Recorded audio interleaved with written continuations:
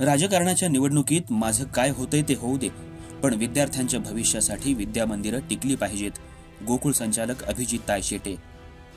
गोकुळचे संचालक आणि माजी शिक्षण आणि अर्थ सभापती अभिजित तायशेटे यांच्या हस्ते विद्यामंदिर खिंडी भरवडे इथं विद्यार्थ्यांना शालेय साहित्याचं वाटप करण्यात आलं.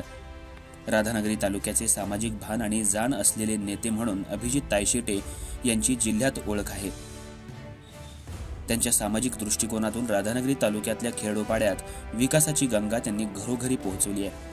आज खिंडी भरवडे इथं विद्यामंदिर खिंडी भरवडे या शाळेसाठी सर्वतोपरी निधी आणून एक आदर्श शाळा बनवूया. दरवर्षी राजकारण येईल आणि जाईल, माझं या निवडणुकीत काय होतंय ते होऊ दे, पण विद्यामंदिरं टिकली पाहिजेत. राजकारण बाजूला ठेवून सर्वांनी एकत्र येऊन मुलांचं भविष्य घडवूया, असं भावनिक आवाहन त्यांनी आपल्या भाषणात केलं. यावेळी विद्यामंदिर खिंडी भरवडे येथील 1ली ते 4थी मधील विद्यार्थ्यांना वह्या आणि शालेय दप्तरं वाटप करण्यात आलं.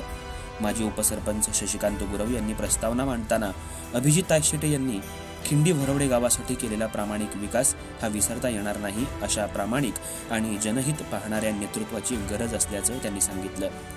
आनंदराव भोपळे आणि गीतांजली सुतार यांनी तायशेटे यांनी केलेल्या या उपक्रमाला आणि खेडोपाड्यात उभे केलेलं जेनेसिस सारखं शिक्षण संकुल हे विद्यार्थ्यांना दिशा देण्याचं काम करेल, असं आपल्या मनोगतात व्यक्त केलं.